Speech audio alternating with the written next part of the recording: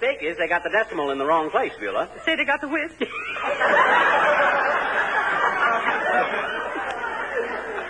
He said the decimal, Beulah. Don't you know what decimal means? Yes, ma'am. That's what the chances is of tapping Beulah for $1,000. Pretty decimal. Not dismal, Beulah. Decimal. That's a numerical system that has a... Well, it's based on tenths, and a decimal is a kind of a period that denotes a... Well, take $1. Oh, thank you very much, sir. He means just for instance, Beulah. Yes, sir. Take $1. You write 1.00. What's the matter? You make a mistake? No, Beulah. O is 0. 0? Yes. That means you deal in cold cash? No. Ma'am? Look, Beulah. Now, what would 0.40 mean? Oh, that's real simple. 40 below 0. Classic literature from Edgar Allan Poe and classic comedy from Fibber McGee coming up.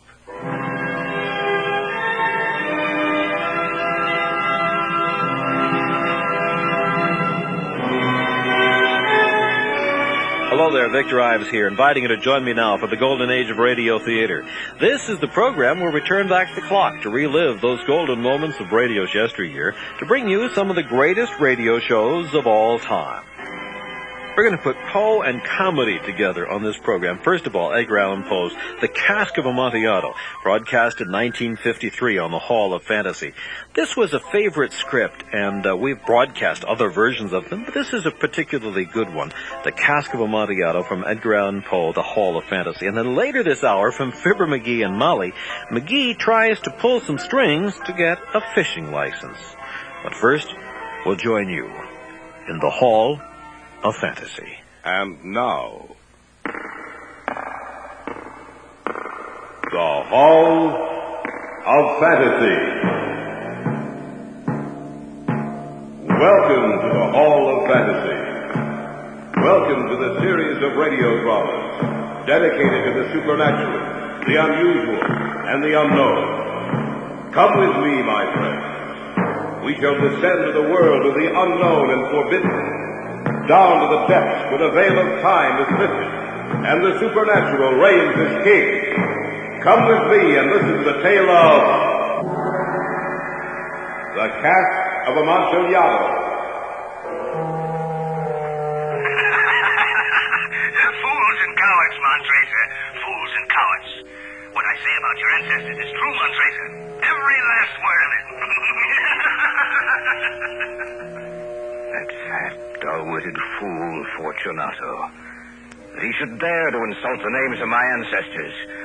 For that I swear, Fortunato shall die.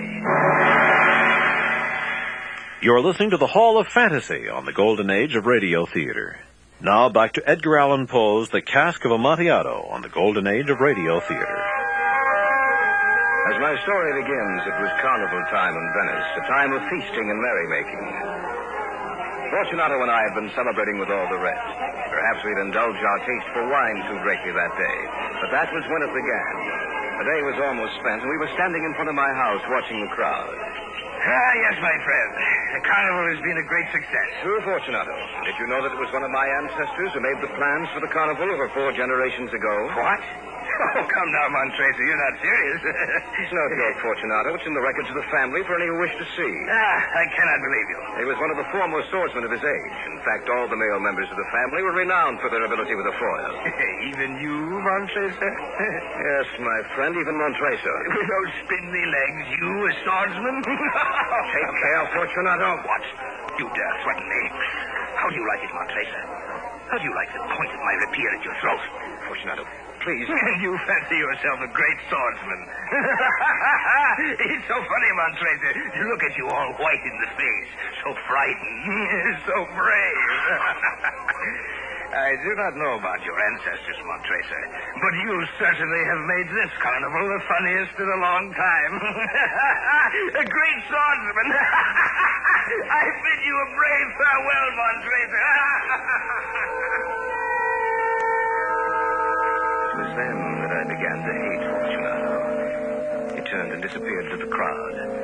Though he was gone, the echoes of his fat, laughing face remained in my brain. A great swordsman. I went into the house and thought to see no more of him that night.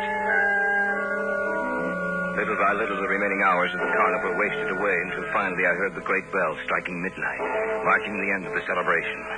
I sat in the library reading, but the printed words refused to be silent and rearranged themselves into a likeness of Fortunato's face. So brave, Montresa. So brave. My mind was playing tricks on me. That I knew. But of a sudden, a shadow fell across the pages. Montresa? Fortunato, how did you get in? Don't be alarmed, my good Montresa. One of your servants was so kind as to allow me entrance. What do you want? Oh, come now, Montresa. You wouldn't refuse a good friend the hospitality of your house, would you? I forgot. It's past midnight. The wine shops are closed. Yes, quite true, Montresa. So I came to you. May I offer you some wine? Well, I hope you would. Yes, I imagine you did. Here, Fortunato. Many thanks, Montresa. There's nothing like fine wine. That's why I like you so much, Montresa. Why? Well, no matter what you are, your wine cellar is filled with the finest of wine. Thank you for your compliment, Fortunato. But there's one wine you do not have. That is? Amontillado. Someday I hope that you will procure some Amontillado. Amontillado is the rarest wine in all of Italy, Fortunato. But for your friend Fortunato, you might perhaps get some. We shall see, my friend. Now you were about to leave? Yes, Montresa, I shall leave. But before I do, pour me another glass of wine. I drink to the great swordsman in your family. You needn't lie to me about your family, Montresa. I know them for what they are. And that was? Fools and cowards, Montresa, all of them. What you say of my ancestors should be well tempered with thought, Fortunato. Oh, it was, Montresa, it was. Fortunato, if you... No matter. You're drunk. You're not responsible for what you say. Drunk? I never drink enough to muddle my brain, Montresa. I mean what I say. Just the same. I'll excuse you this time. Why, excuse me. What I have said is the truth. I think perhaps you better leave. Yes, my friend, I shall leave. But before I do, however, may I ask if you're going to the party tomorrow night? Yes, I am. Why? Oh, merely asking. Of course, Rosita will be there. Yes, I know. Lovely girl, Rosita. Yes, I know. I shall be going. So, I shall accompany you to the door. No need, my friend. I'm steady enough to make it myself. I'll see you tomorrow night, Montresa. Yes, tomorrow night. Oh, and what I said about your ancestors still holds true, Montresa. Oh, and Montresa, don't forget the Amontillado.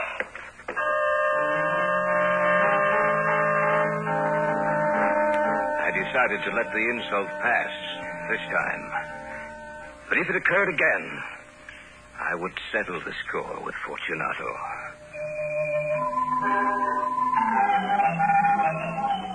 The next night, I was with Rosita at the ball. It's a lovely party, Montresa. Yes, Rosita, and with you here, it's all the lovelier. You flatter me. It is deserved. Rosita, Yes? I've been observing you closely of late, Rosita. Indeed. Yes. And do you find me pleasing? Well, you know I do. I was wondering... Oh, well, here you are, Montresa. Out in the balcony. I thought... You thought you'd lost me, huh? Well, listen, it'll take much more than you to outwit me, Montresa. I wondered where you were, Fortunato. Oh, indeed, Rosita? Well, of course I do not doubt it. Montresa is such a terrible boor. I do not make excuses, my friend.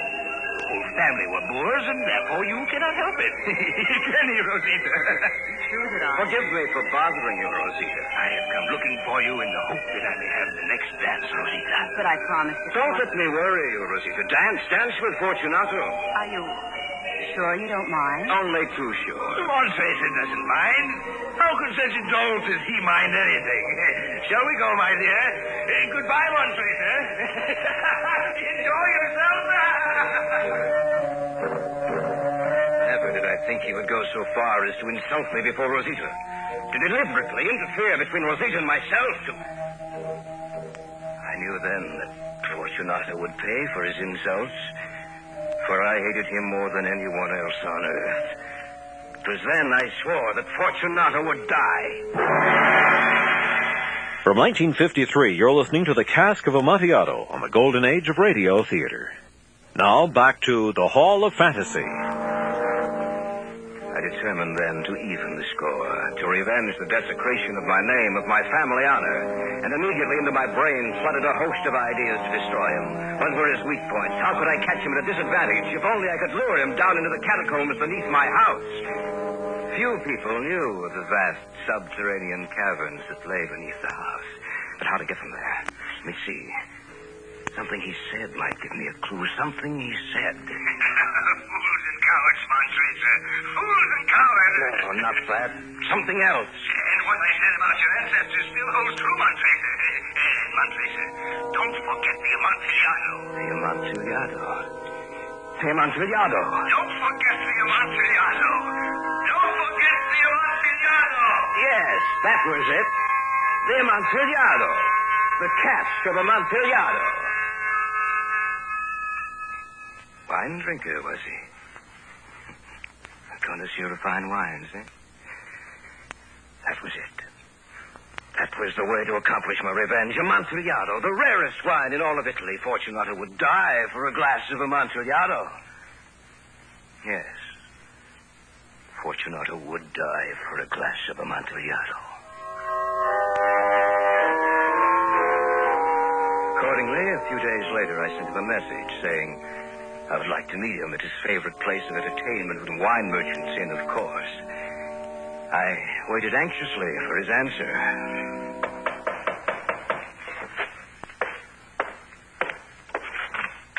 Yes? A message for you, Signor Montresa. From whom? Signor Fortunato bade me give it to you. Thank you. Good. And thank you for your tidings, lad. Here's something for your trouble. Thank you, Signor Montresa. Fortunato had agreed to meet me on the morrow.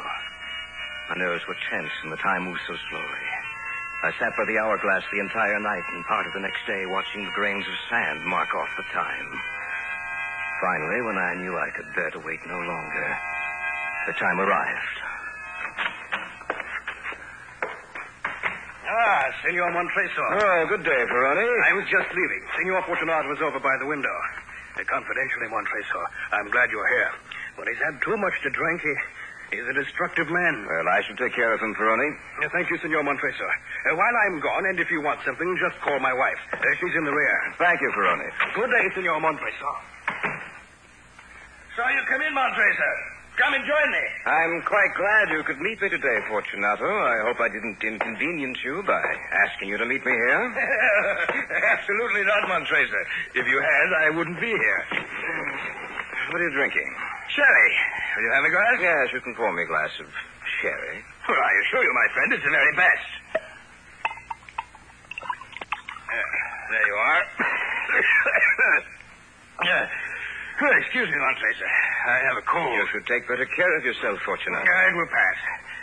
Well, then, tell me, what did you wish to see me about? Perhaps I better not mention it. Oh, come, Montresa. Don't tell me you wanted to see me for nothing. Well, I wanted your advice on something. Oh, what? You see, I've procured a cask of what is supposed to be Amontillado. Amontillado? Where, when, from whom? That I cannot tell you, but you see, I have my doubts about it. A cask of Amontillado? A whole cask? It sounds impossible. I agree with you, my friend. It does sound impossible. Perhaps I was foolish to pay the full Amontillado price without consulting you in the matter.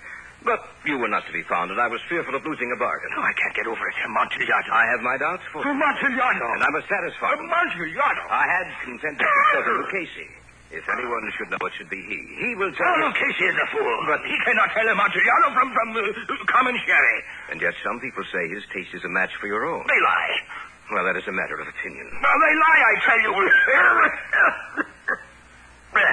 Lucchesi is an imposter. I think I'd better be going. I'm going with you. My friend, no. I will not impose upon your good nature. You will not go to Lucchesi. Montresa, are you insulting me? Why, no, Fortunato. I merely thought... I care not for what you think. I will go with you. It is really your colds that I worry about, Fortunato. It is damp in the cellars. Very damp and very cold. It matters not to me. This cold is a mere nothing.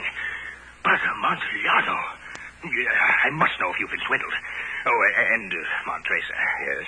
Forget about Lucchesi. He knows nothing about fine wines. As you say, my friend. Shall we go?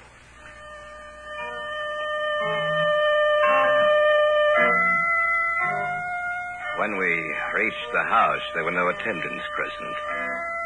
I'd made sure that we'd be entirely alone.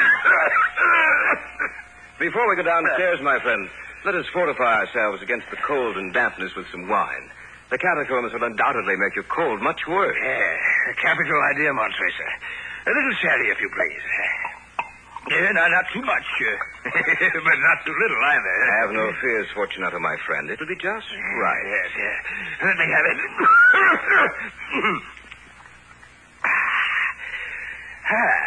Makes me feel better. Much better. Have another glass, Fortunato. No. Please. Well, on second thought, Montracer, yes, I will have another glass. I thought so. Here you are, Fortunato. Many thanks, Montracer. Drink heartily. Who knows, you may not be alive tomorrow to enjoy it. Yes, Montracer, how right you are. What a sense of humor you have. But I intend to be alive tomorrow. But then, who can tell, huh? Yes, who can tell?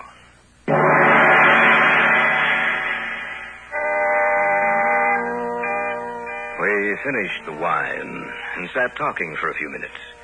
Then, seeing his eagerness was at its height, I led him to the archway that led down into the vaults. We passed down a long and winding stairway. At length, we came to the foot of the descent and stood together on the damp ground of the catacombs of the Montresors.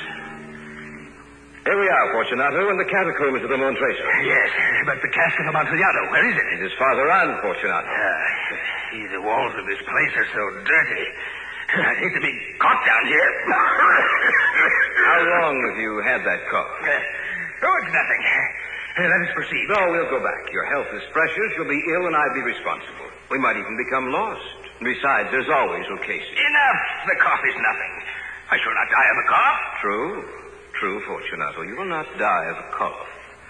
I had no intention of alarming you unnecessarily, Fortunato, but you should use the proper caution. Now, there's a bottle of wine on the rack here. And just have some to make you forget the dismalness of this place. Yes, by all means. It's so damp and cold down here. Sorry, I have no glass to offer you. No, don't stand on ceremony, Montracer. Here, let me have the bottle. Here.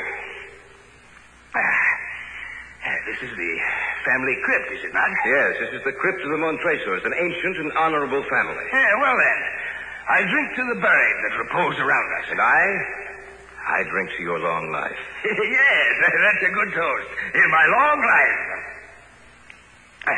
You know what, Tracer? These vaults are extensive. What would happen if we were to be lost down here?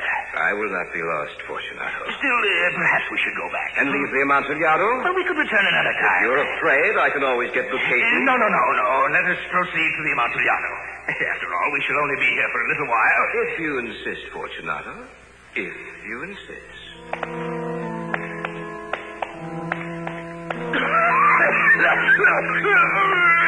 Coughing grew worse, but I said nothing. I could see that he was not quite so enthusiastic about finding the Amontillado. We passed through a range of low arches, descended, passed on, and descending again, arrived at a deep crypt. Hey, Montracer. Where is the Amontillado? The Amontillado? Oh, yes, in the crypt, Fortunato. I can't... Where? In that low crypt ahead of you. Why, it's just tall enough for a man of my size. Yes, isn't it? But, I do not see the cask of Amontillado. Oh, but you will, Fortunato, you will. You wouldn't want to turn back now, would you? A man of your courage. I will not have it said that Fortunato is a coward. Now then, just where is the Amontillado, Montracer? Lift your torch a little higher, Fortunato. You'll see it. Where? Just inside this niche, Fortunato. Just inside. Why did I hide it here? You forget Amontillado is the rarest wine in all of Italy, Fortunato. Yes, you're wise, Montracer. Now, Fortunato, herein lies the Amontillado. As for location... Here's a fool. Yes, Amontillado. A whole cask of Amontillado. Yes, go in. Get to the Amontillado, Fortunato. Yes. The Amontillado. Yes. This rock is in the way. Put your hands up high and push, Fortunato. Yes. No, higher. That's it. That's just my life. Montracer, what are you doing? Just chaining you, Fortunato. But Montracer, the Amontillado. Now, Fortunato, dance. Dance with Rosita. You should have seen the look of terror on his round face. He could barely move. The crypt was just the right size for him. Just the right size for him to die in. Then I began to work. I began walling up the entrance to the niche in which Fortunato was chained. Montracer, what are you doing? Even a dolt can understand what I'm doing, Fortunato. Even a dolt such as Montracer. Please, Montracer, don't wall me up in here. I didn't mean the things I said. Please, I promise I shall leave Rosita alone. Yes, Fortunato, you will leave Rosita alone. Have mercy, Montracer. I'm sorry for what I said. It's too late, Fortunato. Too late to make excuses. I had barely finished with the first tier of masonry when I discovered that the effect of the wine had worn off Fortunato. He began shaking his chains in an effort to throw them off. I'll get loose, Montracer. I'll throw these chains off and I'll kill you. It'll do you no good to shake those chains. They're strong, Fortunato. I made sure of that.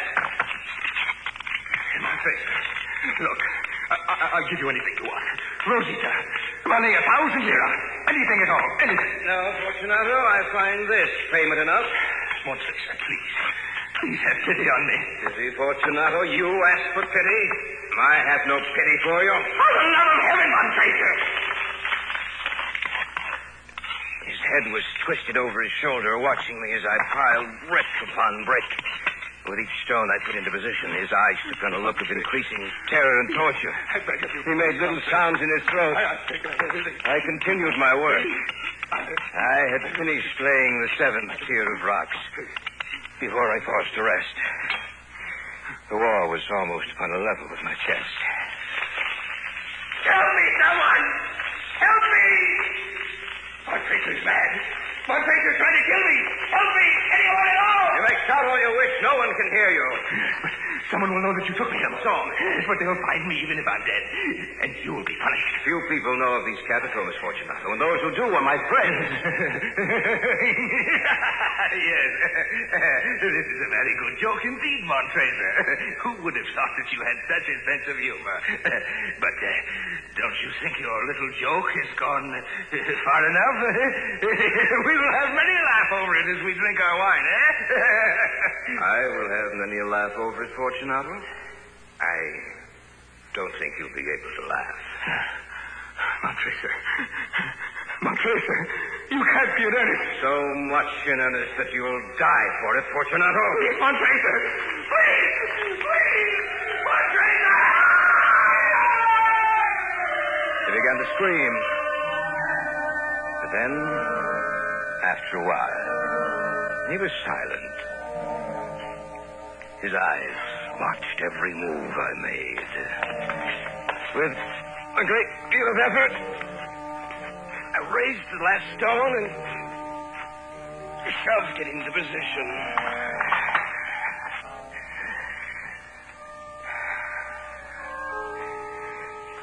I waited for a few minutes and then called to him. Fortunato? Fortunato!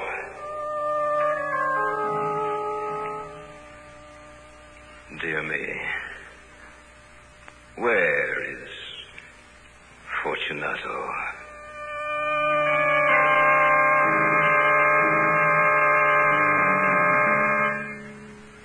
I look about me. So dark down here. So depressive. So cold and damp. I must remember to stay away from here. I might catch Fortunato's cold.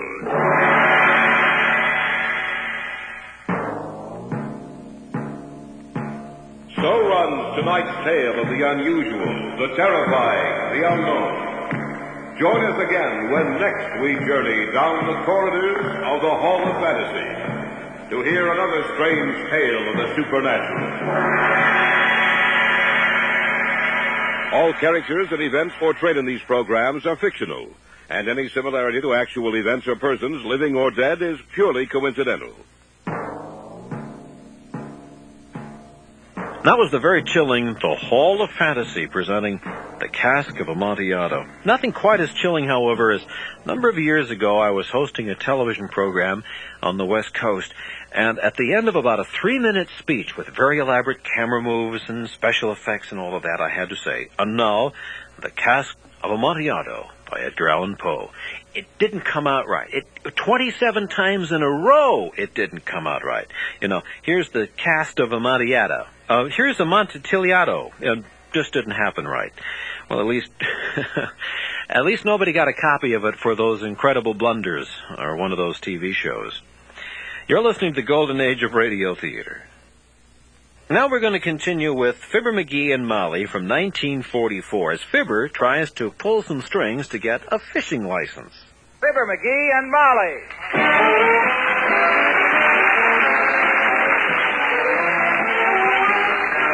Fibber McGee and Molly, with Bill Thompson, Gail Gordon, Arthur Q. Bryan, Dick LeGrand, and me, Harlow Wilcox.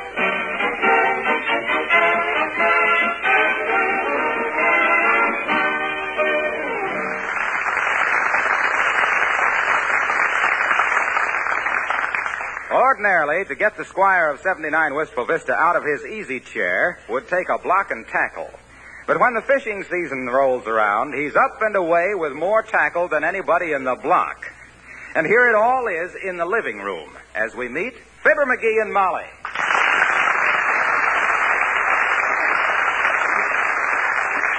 McGee, sweetheart. Must you have all that fishing stuff here in the living room? Can't you take it out on the porch or someplace? Why should I take it out on the porch? Oh, just for aesthetic reasons. That basket and those rod cases and boots and stuff, it's all faintly reminiscent of last year's trout. You mean it? It certainly does. Well, I just wanted to give it the once-over. Be sure it's in shape for the new season. I'm going to land Old Muley this year if I have to dynamite Lake Dugan and sift the mud through a mustache cup. Well, maybe I spend too much time polishing my diamonds and going to the opera to be up on the things that really count, but who's Old Muley? Who's Old Muley? My gosh, woman, Old Muley's the biggest, sassiest, toughest, smartest, rod-breakingest bass in Lake Dugan. And I'm out to get him this year. I hope you do it, dearie. That sardine you brought home last year was... What do you mean, sardine? That was a perch. Well, it never should have been taken out from under the canary. I just had bad luck last year's all. That's fisherman's luck. Good one year and bad the next. You must have about 14 good years coming then. I don't remember you ever bringing back much but wet feet and sunburn and excellent reasons why they weren't biting. Oh, I do all right, baby. If I was a dub at it, the fish would come right up to me. But they know they got an experienced angler to deal with, so they keep away, see? Is that it? You bet that's it. And if Old Muley don't... What's the matter? My new fly rod. It isn't here. Where's my new fly rod? Somebody stole my new fly rod. It's missing. Call the police. My fly rod's gone. My new one. My new fly rod. Now, calm yourself. It's perfectly safe. Huh? Well, where is it? Where is it? Up over the front windows. Oh. The curtain rod broke last week and... Your fish pole was just the right size. Oh, my gosh. And don't call that $12 fly rod a fish pole. Gee whiz, that's like accusing Einstein of counting on his fingers. It isn't respectful. Well, don't get excited about it. It's no good as a curtain pole anyway. It's probably no good as a fly rod either. Look how it droops in the middle. It's supposed to do that. It's flexible. That's genuine split bamboo. Well, then why don't you take it back and get one that isn't split? My goodness, any store that'd sell damaged merchandise... It's supposed to be split. They're made that way. Don't you know anything about fishing, Molly? I only know two things. Huh? One, a fish hook is very painful when stuck through a thumb, and two, I'd rather go to the movies. Well, that's a woman for you. No sportsmanship. Women wouldn't understand the challenge of a fish like Old Muley to a fisherman like me. It's a battle of wits, that's what it is. Oh, dear. Isn't it a little degrading to be outwitted by a fish year after year? No, Old Muley knows I'll get him eventually. The sport is in the fishing, not in the catching. You know what that clever old wiggler done to me last year? Yes, you've told me so many times. Well, sir, there I was, fishing the south end of Dugan's Lake, the place a few of us guys call Gimlet Inlet. Because it's so boring, I suppose. I tossed out a fly, skimming the surface with a delicate flicking movement, just a snap of the wrist, then a clean sweep back, see? And whammo, Old Muley. Hello, Mr. McGee. Hello, Muley.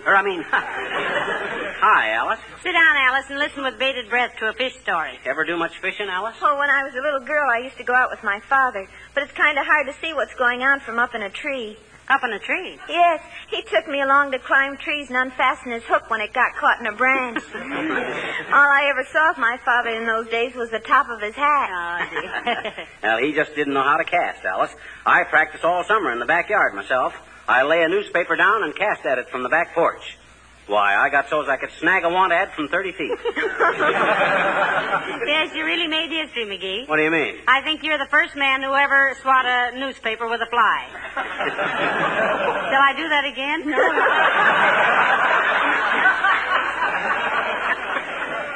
You ought to go out with Doc Gamble and me and take a slug at old Muley, Alice.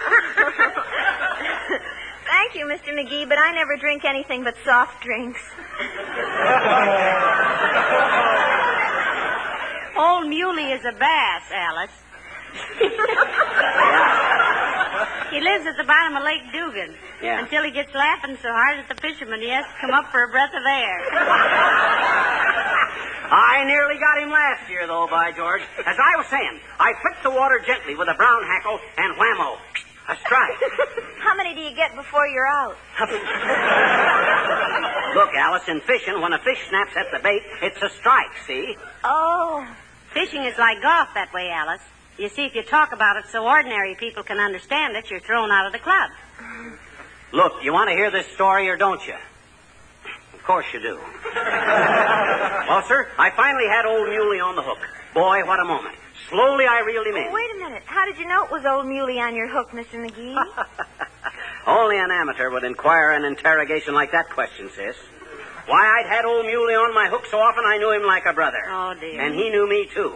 Well, sir, I reeled him in, slowly.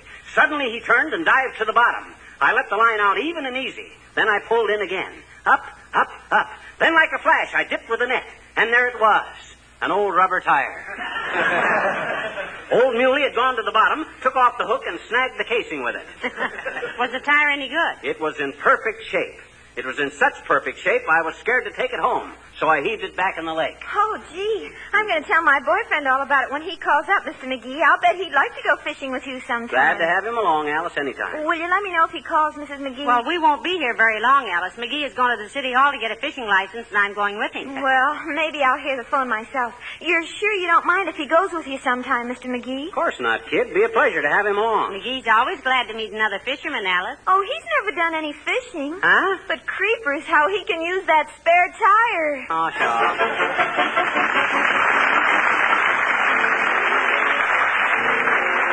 Billy Mills and the orchestra play Holiday for Strings.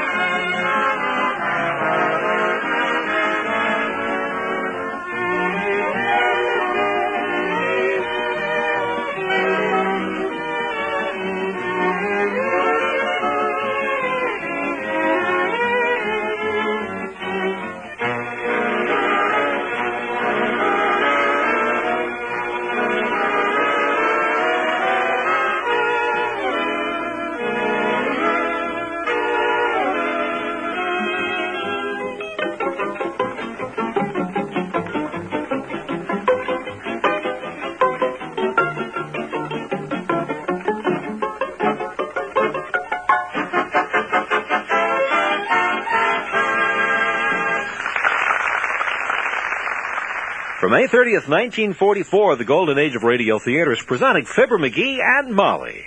Now back to Jim and Marion Jordan as Fibber McGee and Molly. Where do you get your fishing license? license, McGee? Right down the hall here at the License Bureau. Boy, I get more of a bang wandering around the city hall here than anybody put together. First time I ever came here, I didn't come to squawk about something. That's why they call this the seat of government. Huh? Everybody comes down here to kick. Remember when I was on the grand jury, Molly, and I didn't get home for 3 weeks? Yes, and I'll never forget how worried I was. Because I was locked up in a hotel room every night? No, somebody told me it was a hung jury, and I didn't know what they were hanging you for. Oh, well, we didn't... Oh, look, McGee, isn't that Mr. Wellington coming up the hall? That ain't his brother. And look at that strut. You'd think he owned this building and was just coming in to foreclose the mortgage on it. Oh, I wouldn't say that. Hello there, Mr. Wellington.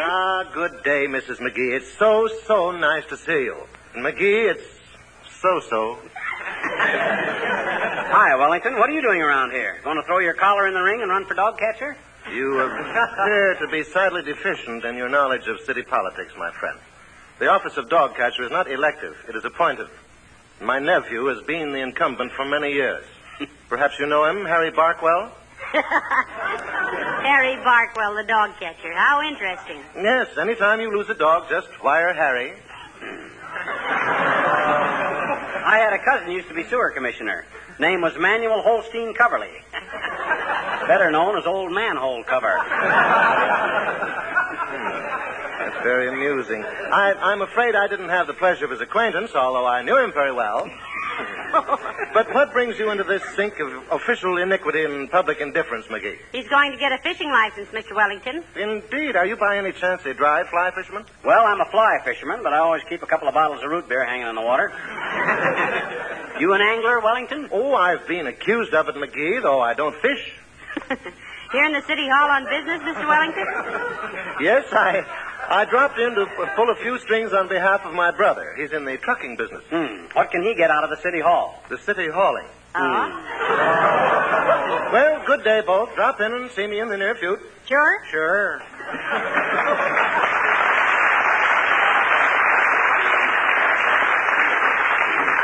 Wise guy. Did it ever occur to you, Molly, what a wonderful stranger he'd make? Oh, I rather like him, McGee. He's so well-read and all. Well, he ought to be well-read. His old man was a bookmaker.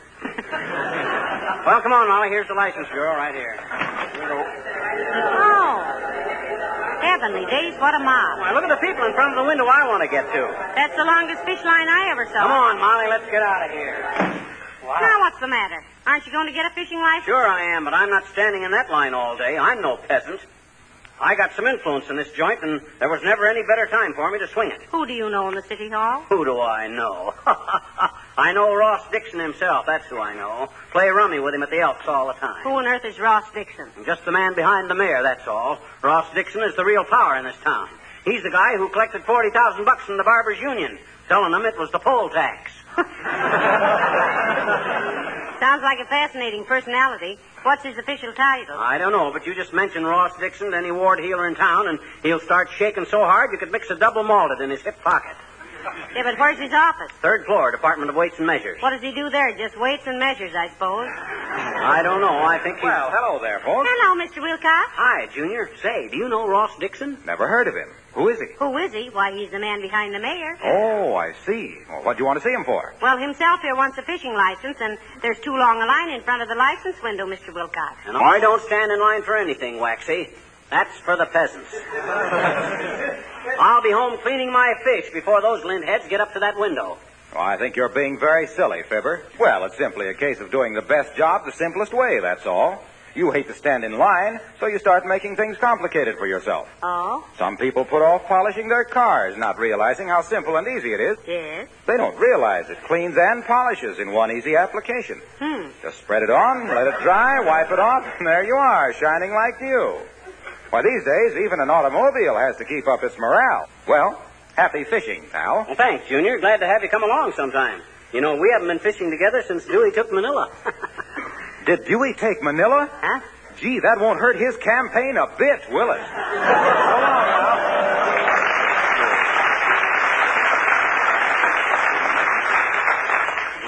Shall we go back and stand in line, McGee? No, sir. I'm going to get this fishing license the easy way. All I got to do is find Ross Dixon, and he'll be with the mayor. So where do we find the mayor? Well, the logical place might be the mayor's office. And by a peculiar coincidence, and also to save time, here it is, right here. Yes, sir? Is the mayor in, sis? No, sir. He's officiating at the opening of the new shirt factory on 14th Street, sir. How? By breaking a bottle of bluing over the cornerstone? No, he's going to hide the first pin in the first shirt. Well, where can we find Ross Dixon, sis? Oh, he's with the mayor, sir. He was afraid His Honor wouldn't know which end of the pin was sharp.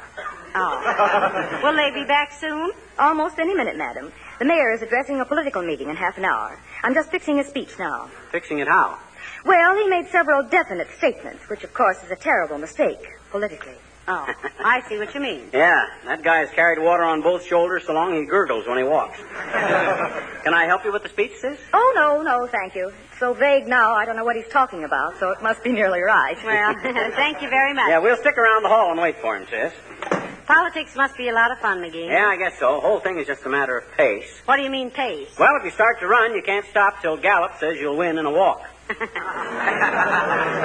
about your fishing license? Shall we go get in the line now? No, sir, not me. I'm going to wait right here and intercede the mayor when he makes for his office. Good idea, but you don't mean intercede, you mean intercept. Oh, no, I don't. Intercept means clumsy, awkward, butterfingers. No, dearie, that's inept. Oh, yeah. You must think I'm completely illiterate.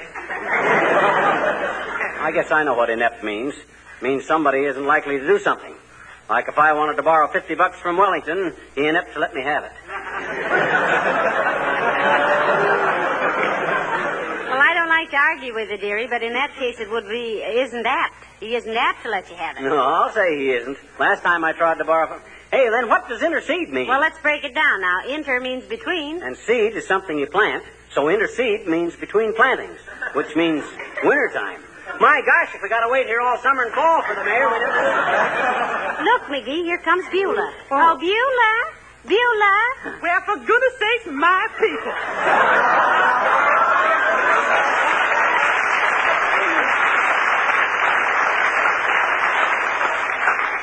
Just as a throwaway line, Beulah, what are you doing in the city hall? I come down here, sir, to rectify a misdemeanor in my personal property tax.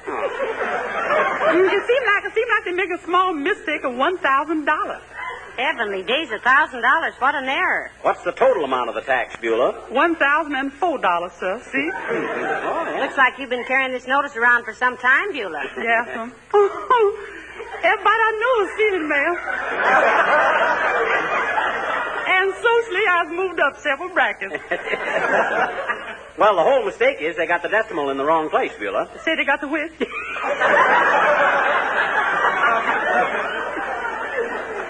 He said the decimal, Beulah. Don't you know what decimal means? Yes, ma'am. That's what the chances is of tapping Beulah for $1,000. Pretty decimal. Not dismal, Beulah. Decimal.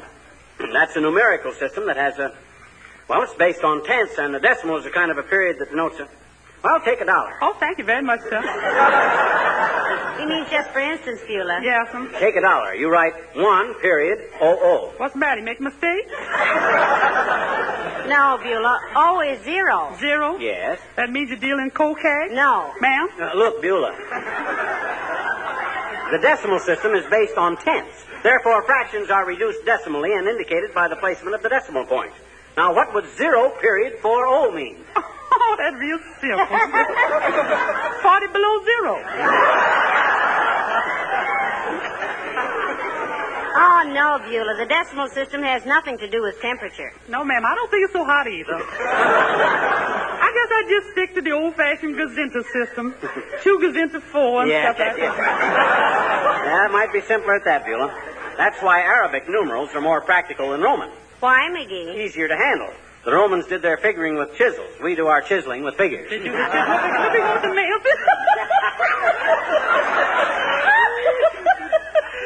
Love that man. Well, now, look, Beulah, maybe next year when you get the form to make out your personal property tax, you better get Mr. McGee to help you with it. Sure, I'd be glad to, Beulah. Oh, you're very kind, Mr. McGee, but that's how this got all undecimal. Hmm? You helped me this year, remember?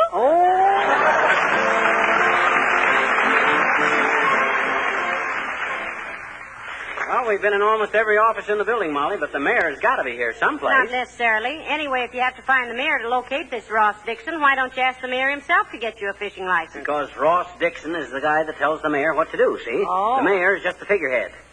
except that he's got no head for figures. I still think it'd be simpler to go back to the license bureau and get in line with the common people. No, sir. Dad dreaded I'm going to get that fishing license the easy way if it turns out to be twice as hard as the hard way. I never... Oh, hi, Doc. Hello, McGee. Hello, Molly. Hello, Dr. Gamble. What are you two taxpayers loafing around the municipal building for? Trying to sell your vote? Why, Doctor, you know we wouldn't sell our votes, would we, McGee? The very suggestion is insulting and preposterable. And the price is too low anyway. What are you doing down here, Doc? City revoking your license? Oh, why should they, McGee? Dr. Gamble knows more than any doctor in town. Horse feathers. You could take everything he knows and write it on the head of a pin with a dull hatchet. What are you doing here, Doc? I am a member of the Board of Health, Snoopy. Oh. You know what health is, I suppose? That's what people are always drinking to just before they fall down. Now, may I ask just what are you doing here? He's getting a fishing license, Doctor. I swore I was going to get Old Muley this year, Doc. Remember Old Muley out at Dugan's Lake? What? You get Old Muley? Why, that bass has got more brains in his dorsal fin than you've got in your entire carcass. Oh, yeah? Yeah. Just because you couldn't keep him on a hook long enough to get your line wet. Don't hand me those sour grapes, you big rum-dum. Now, McGee. I could catch more fish with an umbrella handle and a bent pin than you could snag by draining Lake Erie. Now, look here. Why, you insufferable little braggart. The only successful fishing you ever did was for nickels with chewing gum on a stick through a sidewalk grating. Is that so? Yes, that's so. What repartee? Why, you egotistical, egocentric egghead, you couldn't trap a 12-pound salmon in a 2-gallon keg with a tennis net. You're a fake on a lake with a wet smack with a dry fly. Oh, look who's talking. Why, I've caught more fish with a piece of red flannel underwear than you ever bought and sneaked home from the corner market. You got as much chance of catching Old Muley as I have of winning the Pulitzer Prize for the longest chain of paper clips.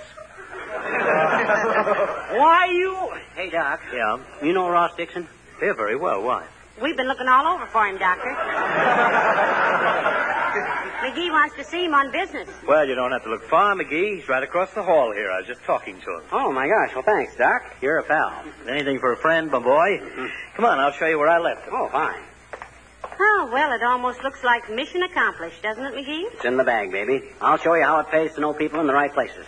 In here, Doc? That's right in here. Fine. Heavenly days. This is the license bureau. This is where we started. Well, that makes it all the handier. Now, where's Dixon, Doc? You see that line of people waiting for fishing licenses? Yes. See the man second from the end of the line? Yes. Well, that's the mayor. Ross Dixon's the man behind the mayor. Oh, yeah, I see him. Hey, Ross, what are you doing? Trying to get a fishing license, McGee. Oh, my gosh. All right, peasant, get in line.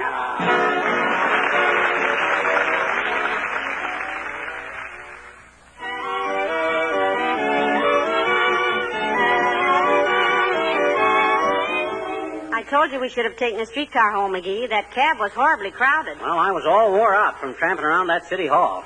And they shouldn't put that many people in a cab. Did you hear me give that taxidermist a piece of my mind? That what? That guy in the red cap that lines up taxis for people. What did you call him? Taxidermist. He stuffs taxi cabs. Oh. Good night. Good night, all. That's the Fibber McGee and Molly show on the Golden Age of Radio Theater from May 30th, 1944. In just a moment, we'll be back to talk about Dean Martin and Jerry Lewis on radio. A listener from Oklahoma City, Oklahoma wants to know, were Dean Martin and Jerry Lewis on the radio? Well, yes. On their way from nightclubs to TV and the movies, Martin and Lewis did a stint on NBC from April 3rd, 1949 to 1952. And by the way, one of the writers on that show was Norman Lear, who later became the controversial producer of such TV shows as Archie Bunker and Maude. That's it for the Golden Age of Radio Theater. Victor Ives speaking, thanking you for being with us and inviting you to join us again next time we turn back the clock to relive some of the golden moments of radio's yesteryear and bring you the greatest radio shows of all time.